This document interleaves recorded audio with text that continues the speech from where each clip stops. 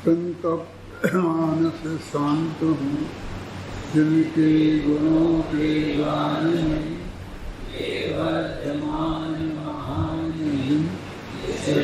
हमारे।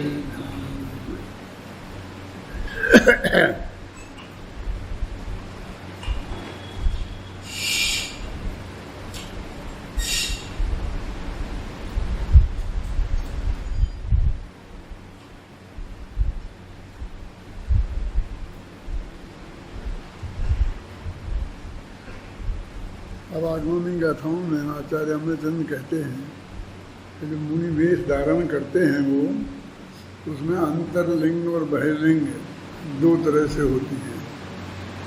जो बाह्य में जो शारीरिक चीज़ें हैं अथवा और बाह्य के संयोग की चीज़ें हैं उनको धारण करना बहिर्लिंग को धारण करना है, और अंदर में कसाय के अभाव में जो शुद्धि है उसको धारण करना ये अंतरलिंग है। इसके लिए गाथा 205 और 6 पढ़ें और उसका तर्जमा पढ़ें।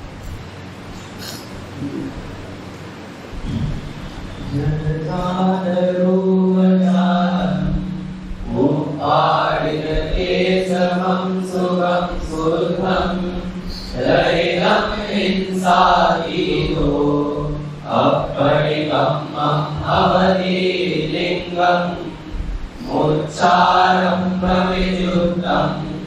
युक्तं उपभोगयोगशुद्धिं लिङ्गं नवरव्यक्तम् अगुणपौरायणं जैनं शृङ्गारकेशरुञ्जनकिञ्चन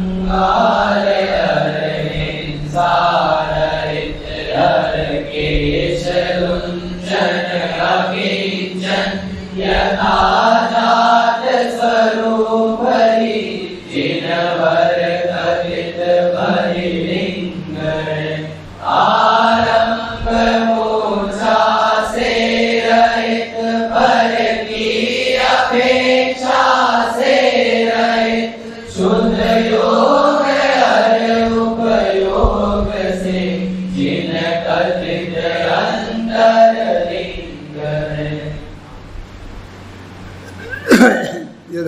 यद् रूप जानम, जैसा माँ के पेट से पैदा हुआ था वैसा ही रूप धारण करना। एक तो ये नग्न दिगंबर वेश धारण करना ये मुनि की पहली शर्त है। अब देखो ये बहिरंग है, अब वो इतनी अधिक महत्वपूर्ण हो गई है कि दिगंबर और श्वेतांबरों को में पृथकता स्थापित करने का एक सबसे बड़ा साधन यही है। समझ लो का नाम भी इसी के आधार पर पड़े हैं कि श्वेत है कपड़ा जिनके श्वेतांबर, और 10 दिशाएं ही हैं वस्त्र जिसके वे दिगंबर। तो अब ये अध्यात्म में तो कहते हैं शरीर की क्रिया है, बिल्कुल बाहर की चीज़ है, और फिर बहुत बातें करते हैं। नंगे तो जंगल में पशु भी रहते हैं, नंगे रहने से क्या होता है, और बहुत बातें की जाती हैं। लेकिन ये बहिर्लिंग अंतर्लिंग के साथ होना अत्यंत अनिवार्य है। इसकी चर्चा अपन विगत कई दिनों से लगातार कर रहे हैं। पिछली गाथाओं में इसी गाथा में आगे आने वाला है जो अपन पढ़ चुके हैं। द्रव्यलिंग और भावलिंग के संबंध में काफ़ी विस्तार से चर्चा अपन ने की थी।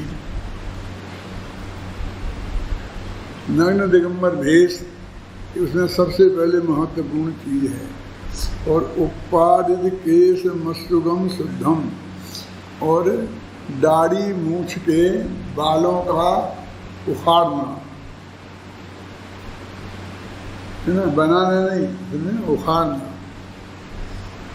अब बनाने में और उखाड़ने में ज़्यादा अंतर दिखाई नहीं देता है, लेकिन उखाड़ने में जो तकलीफ होती है माथे के बालों में तो कदाचित कम हो, लेकिन मूँछों के बाले में सबसे ज़्यादा होती है।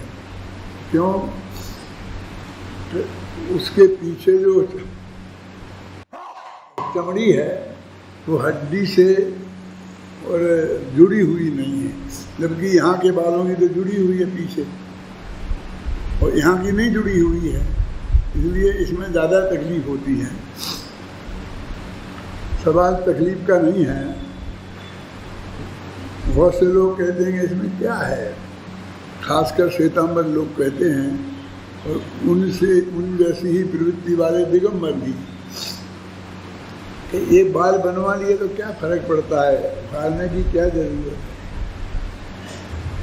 लेकिन उनकी ये समझ में नहीं आता है, बनवाने के लिए नाई को बुलाना पड़ेगा, नाई को पैसे देने पड़ेंगे, पैसे कहाँ से आएंगे। उनकी समझ में आज के जो लोग हैं ना, करोड़ों रुपए आते जाते हैं जिनके पास रोजाना, उनके पास दाढ़ी मूछ बनवाने के लिए पैसे नहीं हैं, ये बात उनके गले नहीं उतरती। उनका भी दोष नहीं है ना। हम ये तर्क दें कि हम दाढ़ी या मूछ नाई से इसलिए नहीं बनवाते हैं क्योंकि उसमें पराधीनता है और उसमें पैसे की व्यवस्था हमें करनी पड़ेगी। वस्तु स्थिति ऐसी है कि हम आज की जो परिस्थितियां देखते हैं कि उसके लिए महाराज को जंत मात्र भी सोचना नहीं पड़ेगा। लोग आकर के एकदम आगे सब बढ़िया व्यवस्था एकदम रखेंगे क्या, और व्यवस्थाएं कितनी कितनी बड़ी करते हैं, तो फिर उनकी समझ में ये नहीं आता है कि फिर इस तरह के आधार पर इतनी बड़ी तकलीफ उठाना। इसमें जो श्मश्रु माने मूछ, इसमें उपाधिक केस मन सुगम। श्मश्रु नवनीत की कथा तो तुमने सुनी होगी ना, है? एक दो सिर हिल रहा है। श्मश्रु नवनीत क्या है? श्मश्रु नवनीत एक आदमी था, बिल्कुल गरीब, कुछ नहीं था उसके पास, दिन भर मजदूरी करता था और फिर शाम को खाना बना के खाता था। तो किसी सेठ के यहाँ से अगल बगल में रहता होगा तो थोड़ी छाछ ले आता था मांग कर। पुराने ज़माने में गाँव में ये रिवाज बहुत था, हमारे घर में भी बहुत छाछ बनती थी और सारे गांव वाले लेने आते थे और उन्हें देते थे, क्योंकि वे क्या करेंगे, उसे फेंकना ही पड़ेगी ना। इतनी ढेर सारों छाछ बन गई है तो कितना उपयोग में कर सकते हैं। और गांव वालों में बहुत लोग ऐसे थे जिनके पास ये साधन था ही नहीं, तो उनके लिए दूध दही में छाछ ही ये मिल जाती थी। तो वो जो उनसे छाछ लाता था रोजाना, वो पीता था, तो उसकी मूछें थी बड़ी बड़ी। तो जो छाछ में थोड़ी बहुत चिकनाई होती थी, दाने दाने से होते हैं ना उसके नवनीत के, तो वो मूछों पे वो लग जाती थी। तो मूछों के माध्यम से जाती थी ना, मूछें उसमें डूब जाती थी, तो पानी तो अंदर चला जाता था और मूछों के पर वो सब ऊपर लगा, तो वो निकालता था उसे निकालता था और निकाल के इकट्ठा रखता था और धीरे धीरे जोड़कर उसमें से वे घी निकालता था और बेच के थोड़े बहुत पैसे खड़ा करता होगा। तो वो एक दिन बैठे बैठे सोच रहा था, लेट रहा था आराम से, और वो छाछ को खासकर बिल्लियों से बचाने के लिए एक छीका जानते हो, तुमने देखे थे, वो छीका होता है, ऐसा रस्सी से बांध के ऊपर लटका देते हैं और उसमें उसे रख देते हैं बर्तनों को। खासकर जो दही जमाने की जो चीज़ें थीं वो उस पर ही रखी जाती थी। श्री कृष्ण संबंधी साहित्य जिसमें पढ़ा होगा उसने बहुत अच्छी तरह से उसको वो समझते होंगे।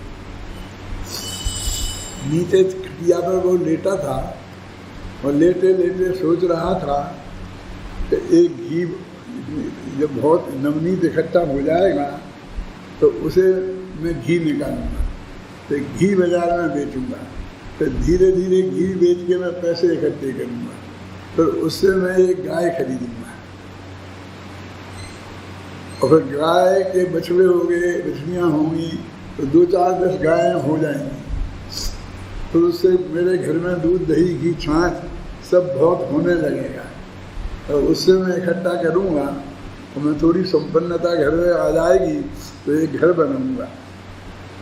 जब मैं उस घर में रहूँगा, उस घर का उद्घाटन करूँगा, लोगों को बुलाऊँगा, तो लोग आएंगे, तो कई लोग अपनी लड़कियों का प्रस्ताव मेरे लिए लाएंगे, तो उनमें से मैं एक सुंदर सी लड़की को सिलेक्ट करके शादी करूँगा,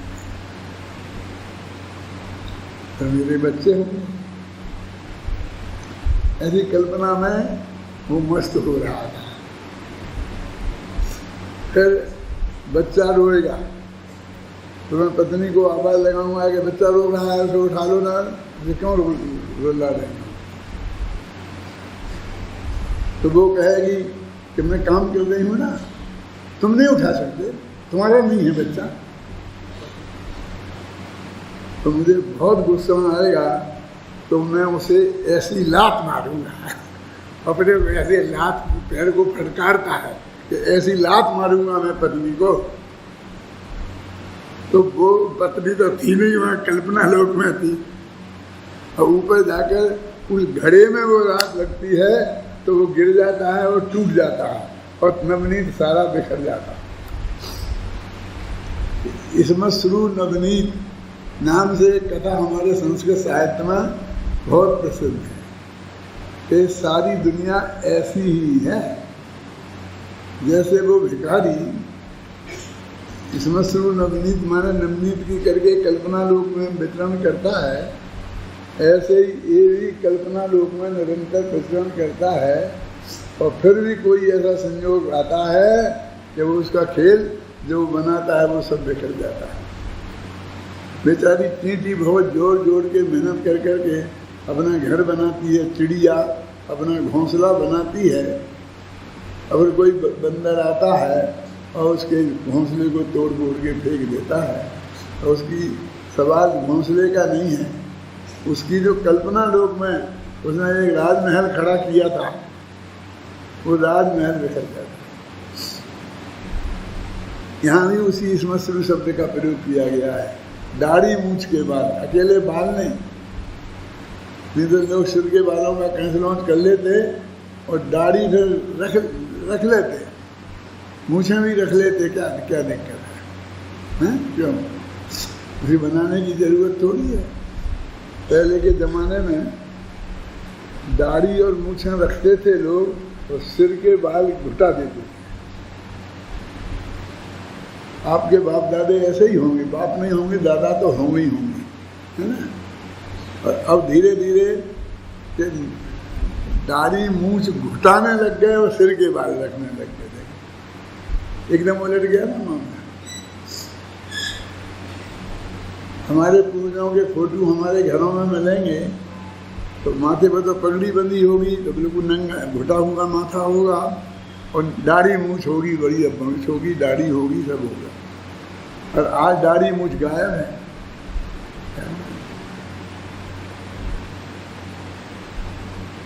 बाल क्यों बढ़ते हैं, नाखून क्यों बढ़ते हैं, इस पर हजारी प्रसाद दुबे जी का एक बहुत सुंदर निबंध है, 5-10 पेज का।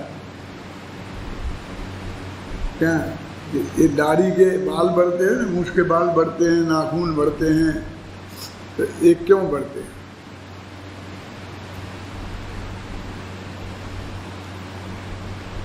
उस निबंध में उन्होंने क्या लिखा है कि हमारी अनादिकालीन हिंसक वृत्ति है।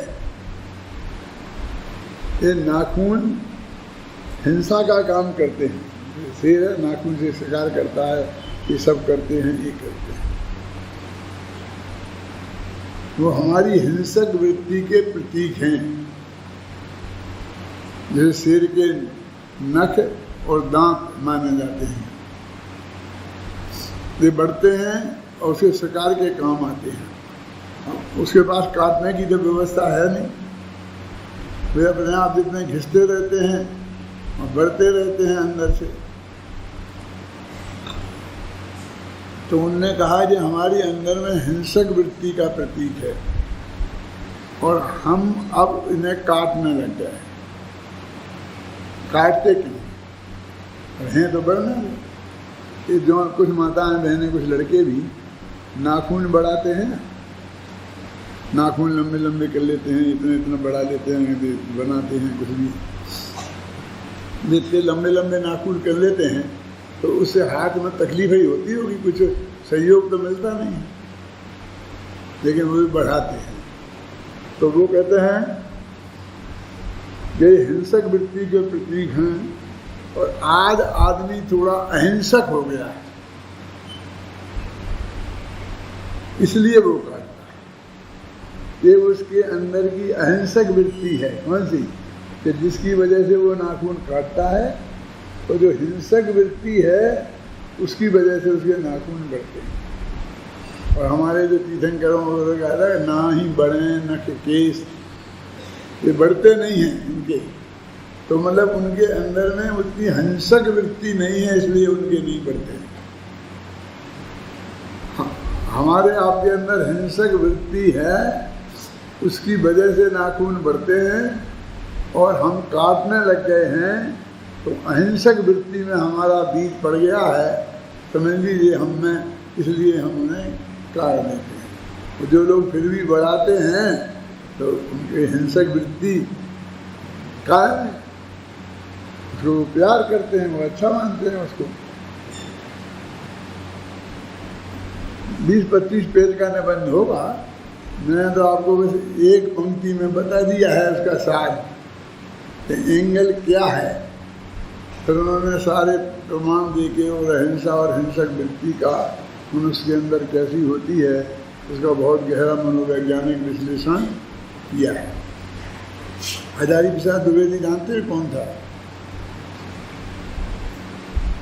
हिंदी साहित्य के बहुत बड़े विद्वान थे और रवींद्रनाथ टैगोर का जो कलकत्ता में शांति निकेतन था, नाम सुना होगा ना, उसमें हिंदी के प्रोफेसर थे, उसमें हिंदी पढ़ाते थे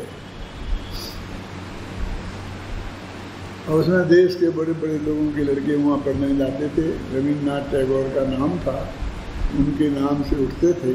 तो इंदिरा गांधी वगैरह भी उनमें रवींद्रनाथ टैगोर के शांति निकेतन में पढ़ने गई थी।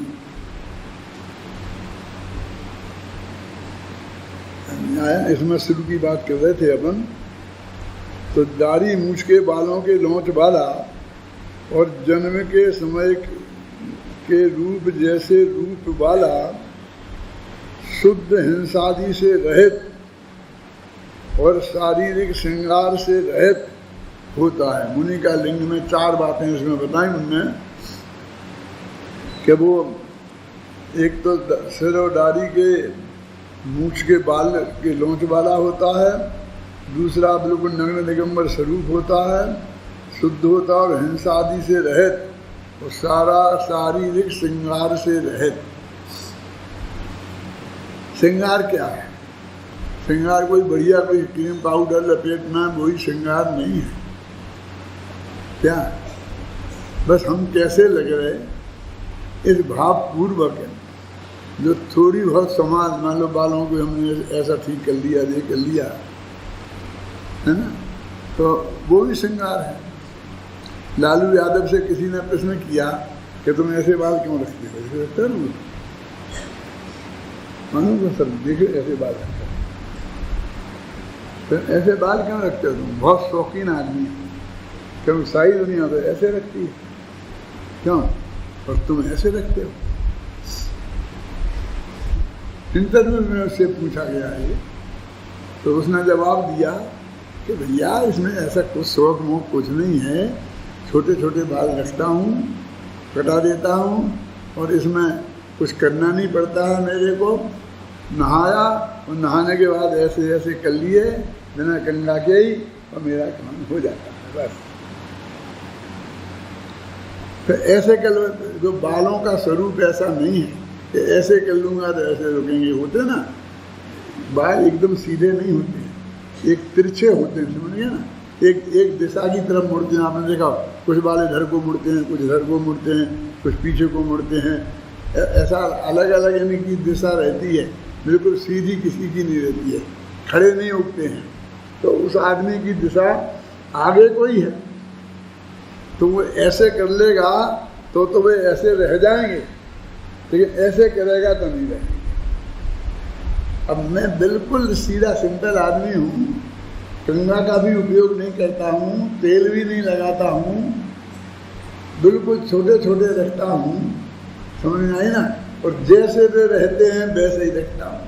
अब उसको भी मुझे शौक बता रही सारी दुनिया, तो मेरे बालों की चर्चा करते हैं। माने वो शौक किसी भी रूप में हो सकता है, मेरे कहने का मतलब है। वो मना कर रहा है, लेकिन अब उसको ऐसे बालों से बंध गया है तो सारा दुनिया उसे ऐसे ही बालों में देखने की आदत वाला है, इसलिए वो वैसे ही करता है। फिर लोगों की ऐसी पहचान बन जाती है। और हमारी ऐसी पहचान बन गई है कि टोपी चश्मा ऐसा लगाएं, क्योंकि सब लोग 99% प्रवचन की गद्दी पर ही देखते हैं, प्रवचन सुनने ही आते हैं, यहीं देखते हैं, टीवी पर भी ऐसा ही देखते हैं। तो हम जब बिना चश्मा के और बिना टोपी के बैठे होते हैं ट्रेन में, प्लेन में, घर, कोई हमें पहचानता ही नहीं है। और फिर वालों धोती नहीं पहने, पैजामा पहने तो भगवान ही मालिक है। तो हम कहें कि हम फला हैं तो भी नहीं माना। मैंने आप लोगों को बताया था ना, नहीं बताया है? नहीं बताया किसी को। एक आदमी मेरे पास यहाँ आए, नहीं शिविर में, और मैं बैठा था, परमात्मा बैठा था, ये सब बैठे थे, वो बात करते थे बहुत देर तक। तुम थे क्या नहीं थे? तो वो परमात्मा से बोला आपका शुभ नाम क्या है? तो इनने बताया परमात्मा प्रकाश। तो मेरे से पूछा आपका शुभ नाम क्या है? यहाँ शिविर में था 10 दिन से, रोजन सुनना था, रोजीना देख रहा था, आपका नाम क्या है? तो मैंने कहा हुकुमचंद है। आप डॉक्टर हुकुमचंद हैं? माफ़ कर देना था, माफ़ कर देना, माफ़ कर देना। क्यों क्या हो गया? कि मैं तो उनका लड़का समझा था आपको। क्या आप हुकुमचंद जी के लड़के हैं? ये बड़े लड़के हैं परमात्मा जी, और आप छोटे लड़के हैं।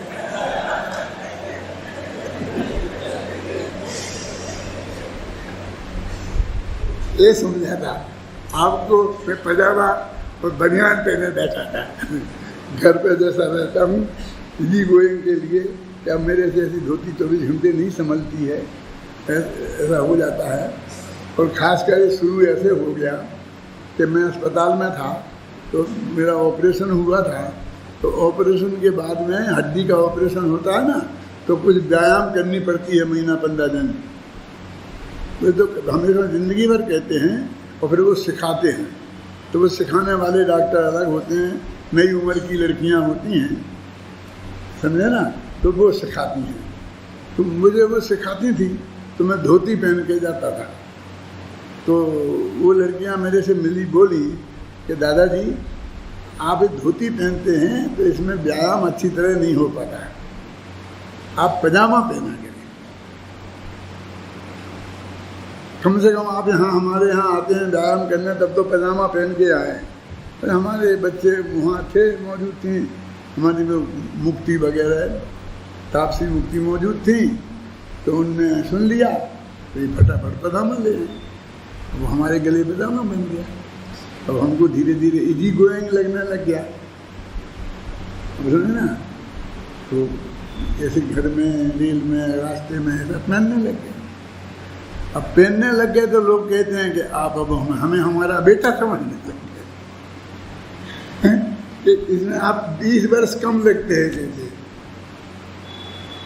हाँ, और लोग को धोती में और इसमें ही 20 वर्ष का फर्क पड़ जाता है। क्यों?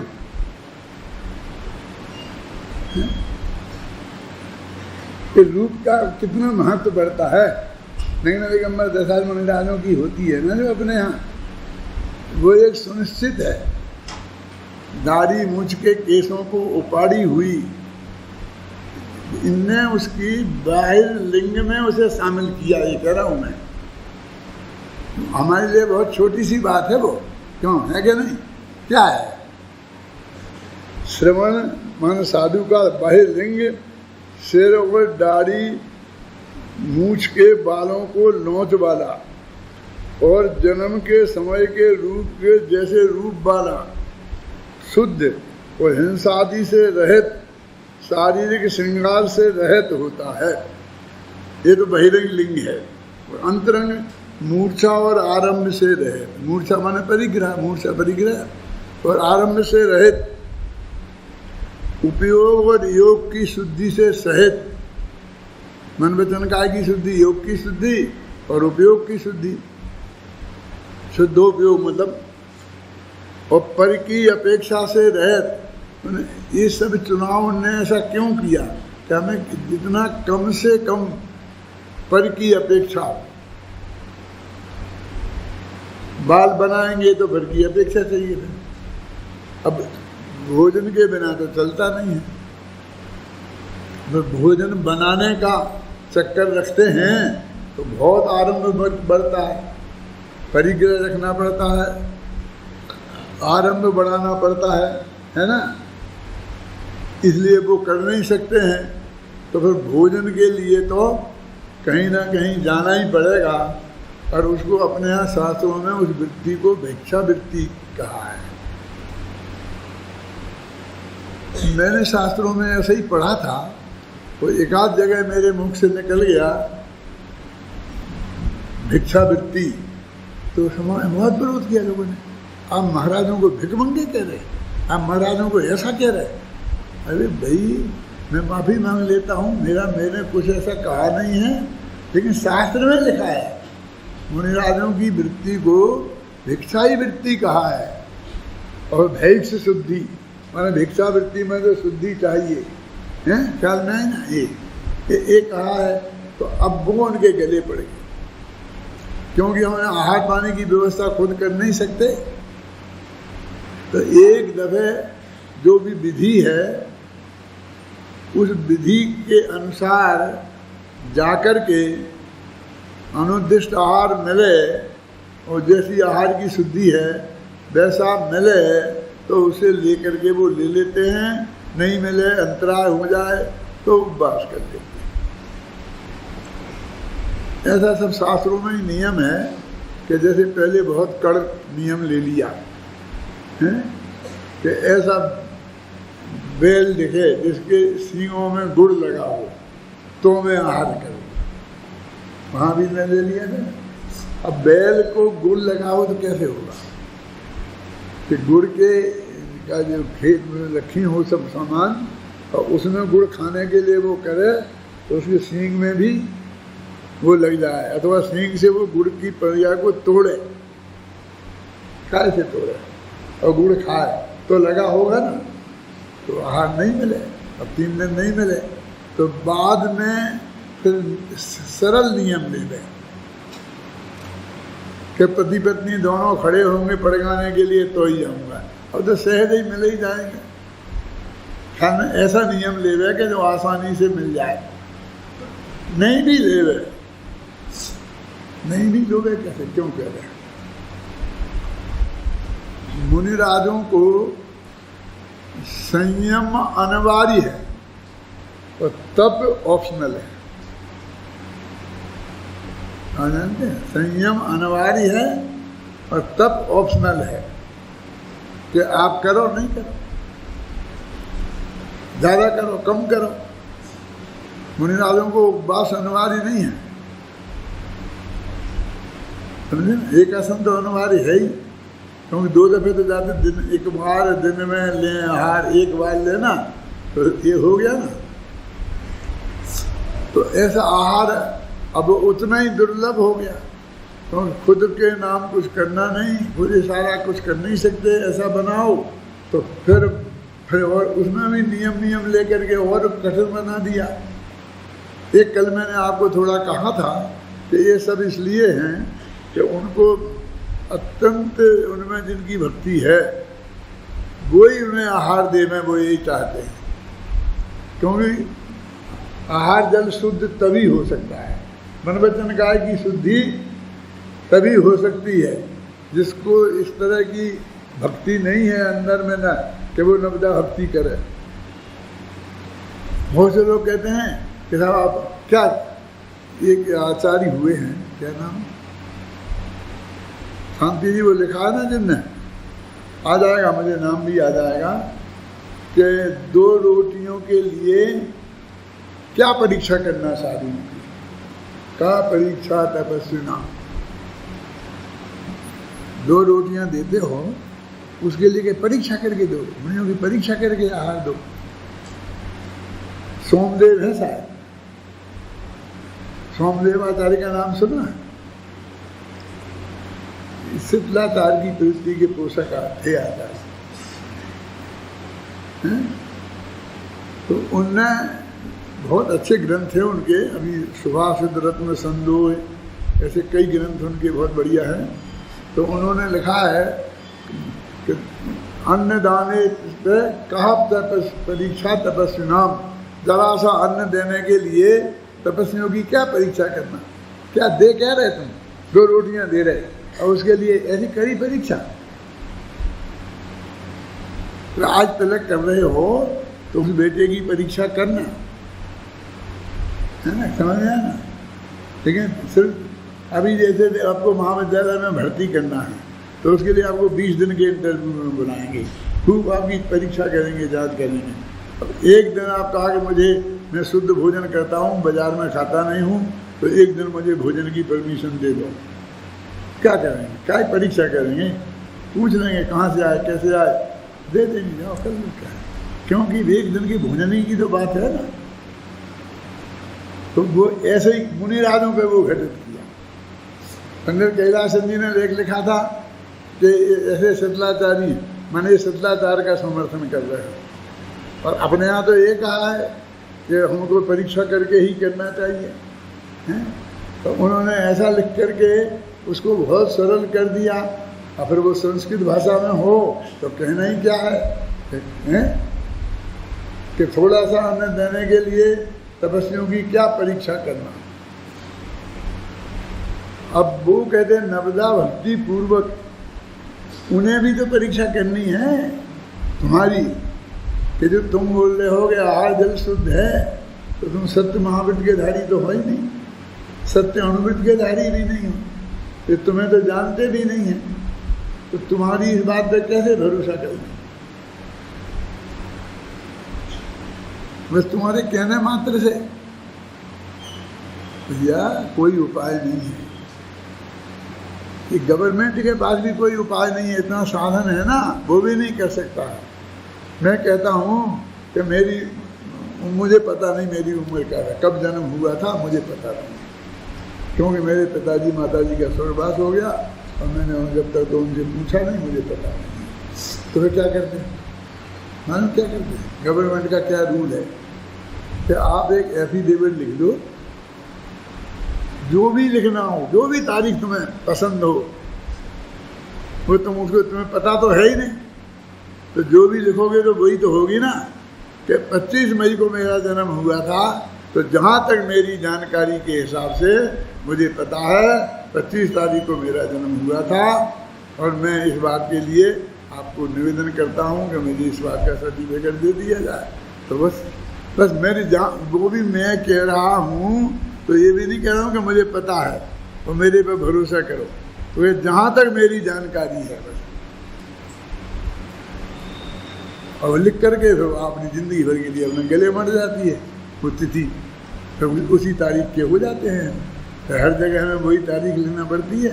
जिस गवर्नमेंट के पास इतने साधन हैं और वो भी इस बात का नक्की नहीं कर सकती है, वो भी उसको भी ये करना पड़ता है एफिडेविट। तो मुनिराज बेचारे क्या करें, वे तो मौन लेके गए हैं और वो कैसे जांच करेंगे हैं।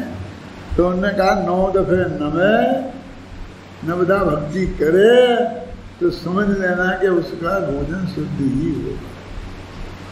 वो जानता होगा आहार की विधि है, नहीं तो जो पूरी विधि है ना,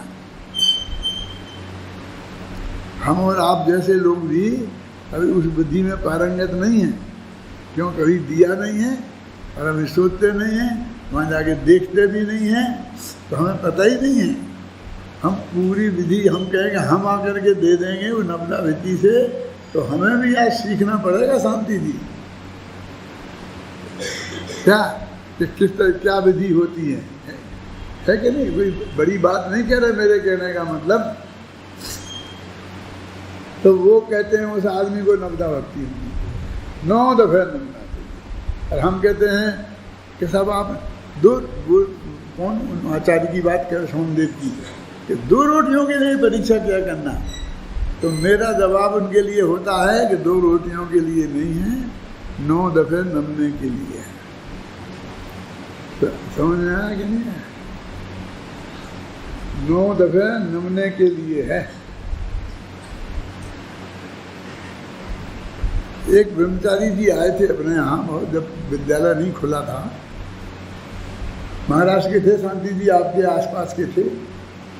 तो वो कह रहे थे कि मैं मुनि दीक्षा लेना है, तो इसलिए मैं उसके पहले सब तीर्थों की यात्रा सारा घूमने का काम निपटा लेता हूँ, क्योंकि बाद में तो पैदल चलना पड़ेगा ना, तो मैं कर नहीं पाऊँगा, इसलिए मैं सारे देश में घूम रहा हूँ और फिर मैं मुनि दीक्षा लूँगा। क्या? तो अपने घर में उन्हें भोजन के लिए बुलाया, भोजन बनाया, भोजन में बैठा, थाली में परोस दिया। अब वो बोले भाई से कि मन शुद्धि, वचन शुद्धि, काया शुद्धि बोल। क्या? तो भाई ऐसी तो है नहीं कि ऐसे आसानी से बुलवा लोगे। क्या? पहले नहीं बोलूँगी मैं। क्यों नहीं बोलूँगी? क्यों? तुम हो क्या? तुम्हारे लिए बोली जाती है? तुम पहले बताओ तुम है क्या? तुम मुनि हो, छुल्लक हो, ऐलक हो, क्या हो? तुम्हें क्यों मैं शुद्धि बोलूँ? कि नहीं बोलोगी तो मैं खाना नहीं खाऊंगा। कि नहीं खाना हो तो 3 दफे नहीं खाओ। शास्त्र की आज्ञा तो ये है कि शुद्धि में मैं तो नहीं बोलूँगी। बताओ तुम कि कहाँ? मैंने नहीं पढ़ा कहीं भी कि तुमको बोली जाती है शुद्धि। तो फिर बेचारे ने शांति से खा लिया और फिर जाकर के इधर जो अपना स्टेडियम है ना, तो इसमें वो हो रहे थे पहलवान के, वो होते ना अखाड़े में, क्या करते हैं उसको, हैं? कुश्ती हो रही थी, और वो तो कुश्ती देखने चले गए। यहाँ प्रवचन में नहीं बैठे और कुश्ती देखने चले गए। उन्होंने कहा कि मैं मुनि हो रहा हूँ ना, सब देख। तो भाई ने फिर बहुत डांटा उन्हें कि तुम मुनि महाराज हो रहे हो और तुम्हें कुश्ती देखने का शौक है। कुश्ती देखने गए थे और मुझसे कहते थे कि तुम मुझे को मन शुद्धि, वचन शुद्धि, काया शुद्धि बोलो। तो परीक्षा दुतरफी है मेरे कहने का मतलब। वो इसलिए कि उन्हें मालूम पड़ेगा ये आहार जल शुद्ध है, तुम नब्दा भक्ति करो। पर हम कहते हैं कि हमें कोई 2 रोटियों का सवाल थोड़ी है जो हम सोमचंद्र ताज की बात माने। हम तो कहते हैं कि 9 दफे नमने का सवाल है। हम तो 1 दफा भी नहीं नमे, और तुम 9 दफे नमो तब तुम आहार करोगे। इसलिए ये सवाल नहीं है कि क्या होता है। थोड़े थे वो हमारे पड़ोस में बना था, अभी नहीं माने कैसे उनने, तो उनकी तो निभानी थी, उनको बुरा लगता, तो हम भी चले गए। हमने भी 2 रोटियों एक बार उठा के उनके हाथ में रख दिया, महाराज के हाथ में। क्यों? कि उनने नब्दा करवाई होगी ना, तो उन्हें मन शुद्धि, वचन शुद्धि, काया शुद्धि बोली होगी ना, कि उनने जो कहा था वो हमने बोल दिया था और फिर हमने खाना दे दिया। अरे उसे पता ही नहीं कि हमने क्या किया है, क्या मन शुद्धि होती है, क्या वचन शुद्धि होती है, क्या काय शुद्धि होती है, पता ही नहीं। तुमने कहा, हमने बोल दिया, दे दिया, चल रहा है। तो वो जो एक आहार की बात है, वो मुनिराजों के लिए बहुत बड़ा संकट का काल है, क्योंकि गृहस्थों का घर जो है वो काजल की कोठरी है, और काजल की कोठरी में कैसो ही प्रवीण जाए, एक दाग आखिर पे लागे पर लागे ही। वो तो जंगल में रहते हैं, शांति से अपने आत्मा की आराधना करते हैं, अब भोजन के लिए गृहस्थों के घर पे आना पड़ता है। गृहस्थों का घर रहने लायक होता तो घर में ही रहते ना, घर छोड़ के क्यों आए? तो घर रहने लायक नहीं है इसलिए तो छोड़ के आए। और अब कोई ना कोई बहुत सावधानी का काम है। तो अपनी सुरक्षा के लिए सबसे बड़ा साधन, जैसे वो जाता है ना कोई युद्ध के मैदान में, तो बख्तर बांध के जाता है, माथे पे कोई लोहे का टोप पहन के जाता है, करता है कि नहीं करता है? पूरी तैयारी के साथ जाता है। ऐसे ही जब मुनिराज नगर में जाते हैं और गृहस्थों के संपर्क में जाने के लिए जाते हैं तो पूरी तैयारी के साथ जाते हैं। तो मौन का कवच पहन के जाते हैं। मौन सबसे बड़ी सुरक्षा का साधन है, क्योंकि बोलने का रखा तो कोई कुछ पूछेगा, कोई कुछ पूछेगा, फिर क्या जवाब दो, ये कि जवाब नहीं दो, ये नहीं कहो, वो नहीं करो, 50 चक्कर में पढ़ो। तो मौन है, मौन का कवच पहन के जाते हैं। फिर कोई एक पूरी विधि पूर्वक पढ़ गाए तब उसके यहाँ हार लेंगे। और विधि में नवदा भक्ति है।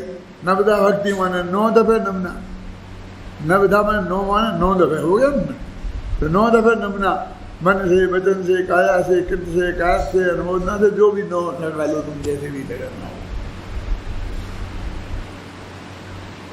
पूजा करनी पड़ेगी, तो देव साधुओं की जैसे करते हैं ना, ऐसे माने तुम मुनि का स्वरूप समझते होगे तभी तुम ये करोगे ना। तुम्हारे में कचास होगी तो नहीं करोगे ना। तो वो और फिर ये सब हो जाए, फिर लौट के आए तो अपने निर्यापक आचार्य के पास जाके सब बताएं कि आज ऐसा ऐसा हुआ। और कोई चीज़ ऐसी लगे कि उन्हें अटपटी जो रोजीना की मर्यादा में होती है वैसी नहीं हो क्या, तो बताएं उन्हें और फिर उसका प्रायश्चित लें। फिर गुरु प्रायश्चित देवें। तो वो भोजन के बाद ही क्यों, मैंने अपनी एक किताब में लिखा है कि भोजन के बाद ही क्यों, क्योंकि गृहस्थों के संपर्क में आए थे तो कुछ ना कुछ दाग लगा ही होगा। दूसरे समय क्यों नहीं, क्योंकि दूसरे समय में ऐसा दाग लगने की संभावना बहुत कम है। इसलिए तो क्या कहते हैं,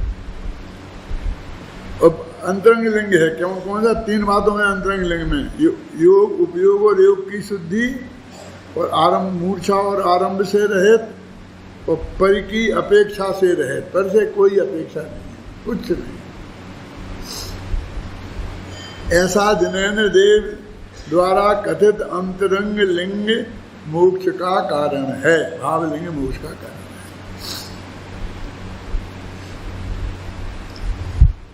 मुनिराज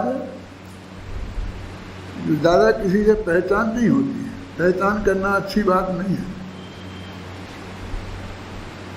सुमन प्रकाश जी ने तुम्हें समझाया है ना, तो तुम्हें करने जाओ तो ज़्यादा दोस्त मत बनाना। हाँ, लड़कियों को तो बनाना ही नहीं, लड़कों को भी मत बनाना। आप क्यों, आप जिस उम्र के हो उस उम्र के लड़के अधिकांशतः इतने गंभीर नहीं होते हैं जितने गंभीर आप हों। तो आप विद्वान की हैसियत से जा रहे हैं ना, और आपने जो 5 साल तक ये रह के सीखा है और समझा है, और जैन दर्शन की गहराई को समझा है, तो कौन लोग तुम्हारी दोस्त के काबिल होंगे? तुम्हारे दोस्त के काबिल यही है ना आपस में। ये भी शास्त्री हैं, तुम भी शास्त्री हो, ये सागर भी भाई जैसे हैं, यही पक्के दोस्त हैं। इनमें ही दोस्ती करना, सब इनमें ही करना। वहाँ कौन से मिलेंगे? हमारे परिवार में मालूम 50 आदमी तो जयपुर में है और 50 आदमी मुंबई में है, 100 आदमी होंगे करीब। तो हमारे इन बच्चों के दोस्त भी वही हैं, व्यापार के संबंध भी समझ लो वही हैं, भाई बंध भी वही हैं, रिश्तेदार भी वही हैं। हर संडे को मिलते हैं तो वे ही मिलते हैं आपस में, और कोई ऐसे दोस्त नहीं है जिनसे बाहर मिलना हो। पार्टी फार्टी जैसे करते हैं, फूड पार्टी की कुछ पार्टी, तो और किसी को नहीं बुलाते। तुम्हारा यही परिवार है, बस खत्म। दोस्ती के लिए यही है, ये मैं कह रहा हूँ। क्योंकि तुम्हारी दोस्ती के काबिल कोई एकाध मिलेगा नहीं मिलेगा। तुम अब जानते हो दोस्ती किससे करनी चाहिए? अब एक काम तो सुमित प्रकाश जी का है, मैं नहीं करूँगा, लेकिन एक आध बात बता देता हूँ कि दोस्ती अपने से अधिक गुण वाले किसी करना एक तो नुकसान है। यदि अधिक गुण वाले से करोगे तो उसका थैला आपको उठाना पड़ेगा, सब काम आपको करना पड़ेगा, और वो बिल्कुल ऐसा ही रहेगा। ज़्यादा गुणवान वाला होगा ना तो वैसे ही करोगे कि नहीं करोगे? तुमसे कम गुणवान वाले के दोस्ती की, तुम साथी फाइनल के हो और हाजी फर्स्ट ईयर वाला है, तो तुम्हारा थैला वो उठाएगा, तो करेगा कि नहीं करेगा? लेकिन जो थैला उठाएगा उसे कुछ सीखने को मिलेगा, क्योंकि ज़्यादा गुणवान वाले के साथ है ना, और जो कम गुणवान वाले के साथ है उसे सीखने को क्या मिलेगा? हैं? अगर नहीं मिले कोई ज़्यादा गुण वाला तो बराबरी वाले से करना, लेकिन अपने से हीन वाले से नहीं करना। और नहीं मिले तो फिर उससे ही करना, क्योंकि सारा जगत तो इसके काबिल है ही नहीं। मुनि राजों को तो अवग्रह से आगे नहीं बढ़ना चाहिए। मैं मति ज्ञान नहीं पढ़ाऊंगा। अवग्रह माने और आगे नहीं बढ़ो तो कुछ याद नहीं रहेगा, पहचान नहीं होगी किसी से। बस तत्काल जानकारी ले ली हो गई, ख्याल में आई ना, और घर आए आते ही भूल गए। मैं सारी दुनिया में कहता हूँ, विदेशियों से भी कहता हूँ, वे कहते हैं चिट्ठी देना, ये करना, आपका फ़ोन नंबर ले जाओ, ये देना। मेरे पास किसी का नहीं है, ना हिंदुस्तान में किसी का है, ना बाहर वाले का किसी का है, ना मुझे याद है, ना मेरा फ़ोन नंबर मुझे याद है, ना मेरे बच्चों के फ़ोन नंबर मुझे याद है, कुछ नहीं, जब नहीं अपने पास। वो कहते हैं तो मैं कहता हूँ बिल्कुल झूठी बात है, मैं कुछ नहीं करने वाला हूँ। मैं तो यहाँ से प्लेन में बैठूँगा तो हिंदुस्तान में मेरे दिमाग में अमेरिका साफ भूल जाऊँगा, करेक्ट, सबको भूल जाऊँगा, और फिर मैं जहाँ जा रहा हूँ वहाँ के बारे में सोचूँगा, क्या वहाँ किससे जाना, किसके पास मिलना, क्या करना, वहाँ सोचूँगा। मैं ऐसा बोझा लेके नहीं चलता। अभी मैं आपको पढ़ा रहा हूँ, निकल रहा हूँ, मैं 22 तारीख को जाऊँगा तो बस आप लोग सब मेरे दिमाग में से निकल गए। फिर मैं वहाँ जाके मुझे कहाँ क्या करना है वो उसकी सोचूँगा। फिर जब वहाँ से आऊँगा तो वहाँ के सब बिल्कुल साफ, कुछ नहीं। क्यों? क्योंकि यदि तुम्हें समय सार की गाथाएँ याद रखना है, ये तत्व ज्ञान याद रखना है, तो अपने जो इस कंप्यूटर में है ना बहुत लिमिटेड वो है कैपेसिटी, तो ये रखोगे तो वो याद नहीं होगी, और वो रखोगे तो ये याद नहीं होगी। कोई एकाध की बात अलग है, मतलब कोई एक्स्ट्रा केस कहीं हो तो अलग बात है, और जहाँ जाना वहाँ दोस्त बनाना, जहाँ जाना वहाँ दोस्त बनाना, चाहे जिसको दोस्त बनाना, इसका अंदर तुम दोस्त का मतलब ही नहीं समझते। लौकिक लाभ की दृष्टि से दोस्त बनाना वो तो बिजनेस है, वो कहाँ वो दोस्ती वोस्ती है। अमृत चंद्राचार्य क्या लिखते हैं देखो इसमें, यथोक्त क्रम से जो स्वयं यथाजात रूप धर हुए हैं, उनके अयथाजात रूप धर पने का कारणभूत जो मोहराग देशादि भावों का अभाव होता ही है, और उनके अभाव के कारण जो कि उनके सद्भाव में होते थे। देखो नग्न दिगंबर दशा कैसे आई, यथाजात रूप धर कैसे आया कि बस वो काय से होता था, राग देश मुखादि के कारण वस्त्रों का धारण, सिर और दाढ़ी और मूछों के बालों का रक्षण, परिग्रह का होना, साबद्ध योग से युक्त होना और शारीरिक संस्कार का करना, इन पांचों का अभाव भी होता ही है। तुम नग्न दिगंबर दशा धारण करोगे तो ये 5 चीजें ऑटोमेटिक आ जाएगी। जब तुमको इतना ही शौक नहीं रहा कि मैं बस तो ये कि कुछ मेरा लोग मैं कैसा लगता हूँ, तो फिर वस्त्र नहीं पहने, दाढ़ी मूछ नहीं बनाए, फिर ये सब बात इसीलिए श्रृंगार नहीं किया कुछ, तो तुम जैसे हो वैसे ही तो दिखना है, रहोगे दिखोगे ना। अब कहें तो ज़रा अच्छा नहीं लगता है, लेकिन वास्तव में तो ये पशु हैं, उनके कोई श्रृंगार नहीं है, तो जैसे हैं वैसे हैं। कराते तो नहाते हैं ना, तो गर्मी लगती है, और पानी मानी मिल जाए तो थोड़े से पानी में घुस जाते हैं। ये कोई सफाई के लिए तो नहीं है। हाथी का आप जानते हैं गज स्नान बोलते हैं।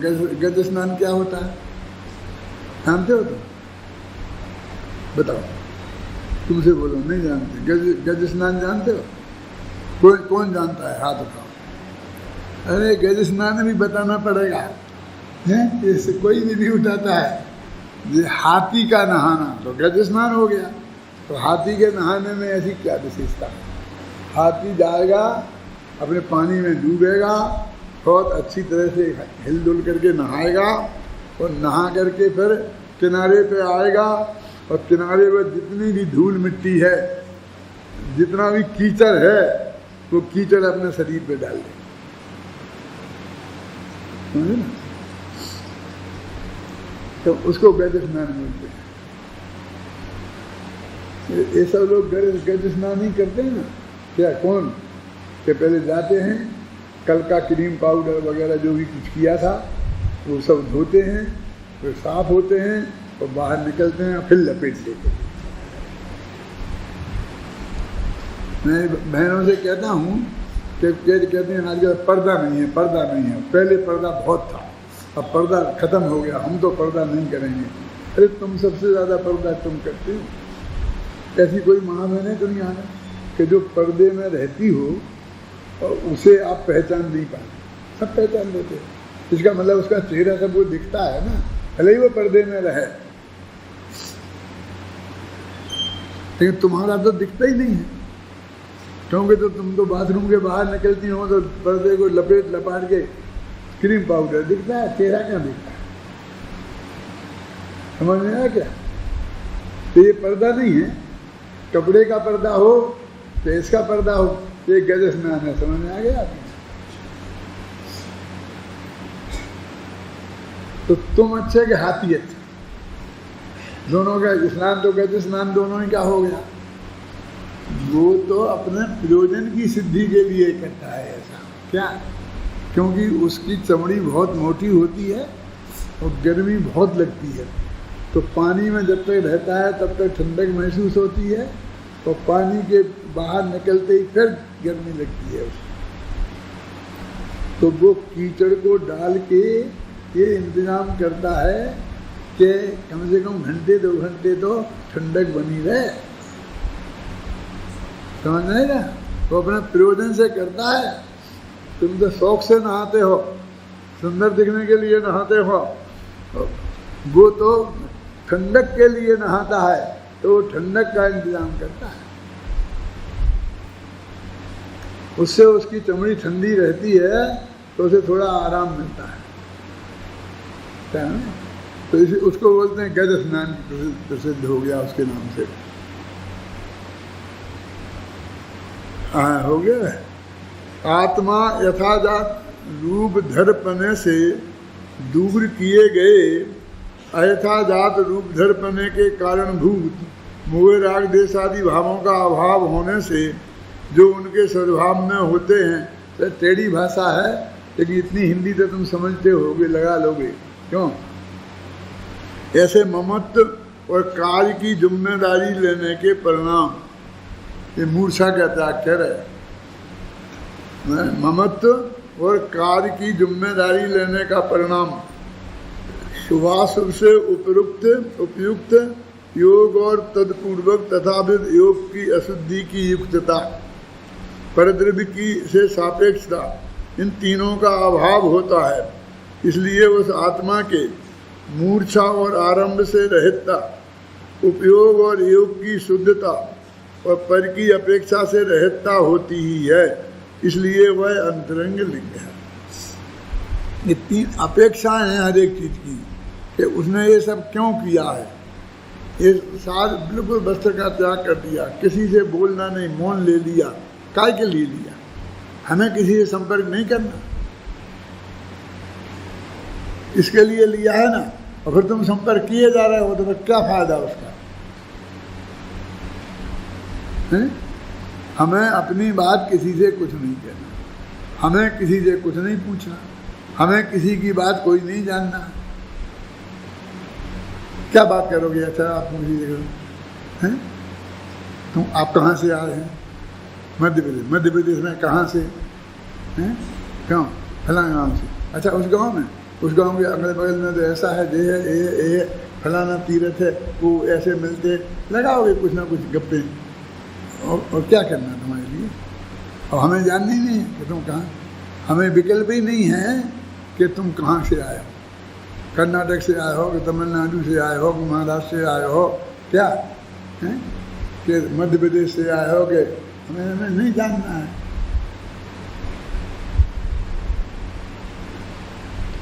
मैं उस दिन कोशिश करता हूँ थोड़ी कम, जब तुम लोग विदाई करते हो कि वो परिचय देते हो पहले दिन और लास्ट में, ये कोशिश करता हूँ कि थोड़ा मैं पहचान लूँ, समझे ना। तो एक कोशिश करता हूँ, जब तुम बोलते हो तो ध्यान से सुनने की कोशिश करता हूँ। मैं कम सुनता हूँ, टूट टूट के सुनता हूँ ना, इसलिए मेरी समझ में नहीं आता तुमने क्या बोला, कैसा बोला। तो वो कोशिश करता हूँ, फिर भी मुझे तो याद नहीं रहता है बस। क्यों? कि वो अवग्रह तक होके रह जाता है, आगे बढ़ता ही नहीं है मामला। कमजोरी है, कोई मैं अपनी प्रशंसा की बात नहीं कर रहा हूँ, तुम्हें ऐसे बन जाना ये नहीं कह रहा हूँ, लेकिन ये तो वो अभी तुम आए मेरे पास 8 घंटा पहले आए, बात करके गए, सब बात करके गए, और फिर 8 घंटे फिर बाद आए। कहाँ गए हो? हैं? क्या नाम है? वही के वही प्रश्न फिर दोहराता हूँ। तुम कहना अभी तो आया था मैं, अरे तो आए थे तुम वही हो तो ठीक। क्या करें, अब तीसरी दफे आओगे तो भी ऐसा होगा, फिर रेलवे स्टेशन में मिलोगे तो भी ऐसा ही होगा। इसलिए मैं इस उम्र में एक गाथाएं याद रख सकता हूँ। बोलो क्या करना? और कोई विकल्प पूर्वक होता है ना परमात्मा जानने का, जाति जानना, प्रांत जानना, तो उसमें कुछ अपने अंदर से वो हो गए, पक्ष रखना हो, करना, उसकी वजह से कोई डिसीजन करना हो तो जानना पड़ने की जरूरत पड़ती है ना। लेकिन उससे हमें कोई निर्णय करना ही नहीं है।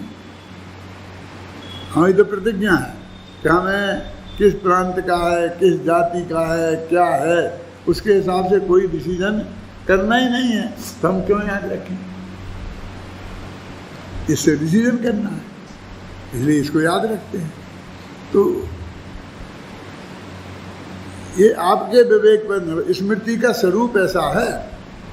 अब मनोविज्ञान में मैंने वो किया था, बीए में मनोविज्ञान लिया था, ली तो फिलोसफी थी, तो फिलोसफी में एक पेपर साइकोलॉजी का भी था, तो उसमें स्मृति का एक चैप्टर था, 10 चैप्टर थे, लर्निंग, मेमोरी, ऐसा स्मृति का एक चैप्टर था। तो उसमें लिखा था अच्छी स्मृति का के लिए सबसे बढ़िया उपाय क्या है? तो उसमें लिखा था भूलना। सब अच्छा याद रखना हो तो भूलना सीखो। भूलना नहीं सीखोगे तो याद स्मृति अच्छी नहीं होगी। माने आपकी कैपेसिटी लिमिटेड है, और आप यदि बुरी बुरी चीज़ों को याद रखोगे तो अच्छी चीज़ें भूल जाओगे। अच्छी चीज़ों को याद रखोगे तो बुरी चीज़ें भूल जाओगे। बुरी चीज़ें भूलने ही लायक हैं। जो चीज़ भूलने ही लायक है, समझ रहे ना, उसको याद रखने की क्या जरूरत है? तो लौकिक में कभी कभी थोड़े से अव्यवहारिक जैसे लगते हैं, कभी कभी आधे पागल जैसे भी लगते हैं। तो लोग कहते हैं फिलोसफर आधे पागल होते ही हैं। वही स्थिति है। बनना हो आधे पागल तो बनना, अच्छा रहेगा, हैं? और नहीं तो दुनियादारी में जैसे हो वैसे तो हो ही। मुनिराजों का ये स्वरूप चल रहा है। तो मुनिराजों के ये जो है ना, नीचे द्रव्यलिंग और भावलिंग संबंध में हमारी बहुत गलत धारणाएं हैं, और इसके पे अपन व्याख्यान कर चुके हैं पूरा। अगला पेज 402। अब ऐसे मैं नहीं पढ़ूंगा, तुम लोग घर पे पढ़ लेना, है ना। और मैं कल चाहता हूं कि मैं 260वीं गाथा शुरू करूं। ये मैं पढ़ चुका हूं, बोल भी चुका हूं इस पर। यहाँ नहीं पढ़ूंगा, इसे घर पे पढ़ूंगा। और पढ़ करके कोई ऐसी बात दिखेगी कि ये बताना चाहिए, बता दी हो तो भी, तो मैं बताऊंगा। और नहीं लगेगी तो मैं आगे बढ़ जाऊंगा। क्योंकि अपन ने कहा था कि अभी अपन शिविर में इससे ये द्वारा करेंगे। तो मैं तो समझता था 117 गाथा तक अपन पहुंच जाएंगे। 217 तक बोला था पाठ करने को, लेकिन ये तो 6-7 पे ही है। अभी तक अपन 6-7 पे ही आए हैं, क्या जो है ना। इसलिए हमने थोड़ा ये जितने दिन हैं अपने पास, ज़्यादा दिन तो है नहीं। कितने हैं आज? क्या तारीख है? 12 है। 22 को चला जाऊंगा, 10 दिन है। एक दिन तो मुझे बाहर जाना पड़ेगा, तो 9 दिन है। तो 9 दिन में मैं तेज रफ्तार से बढ़ूंगा। वो जो अभी तक बढ़े हैं ना, उससे उस रफ्तार से नहीं बढ़ूंगा। तो बहुत हिस्सा मैं आपको पढ़ने के लिए ही बोलूँगा, और फिर उन पर मैं ज़्यादा कमेंट्स नहीं करूँगा। कोई थोड़ा बहुत कमेंट्स करूँगा। और ये गाथाएँ जल्दी से जल्दी मेरे मन में है कि अपन आचरण विज्ञापन पूरा कर लें, लेकिन सफल नहीं होंगे। फिर भी आचरण विज्ञापन समझ गए ना। सिर्फ 30-35 गाथाएँ हैं, कहाँ तक है देखो। उसके बाद मोक्ष मार्ग प्रज्ञापन आएगा। कितनी है? 29, 32। हाँ, तो 32 गाथाएँ 6-7 हुई हैं। इतनी गाथाएँ अपन पढ़ना चाहते हैं, इसलिए अब ज़्यादा समय नहीं लगाएंगे और तेज रफ्तार से चलेंगे।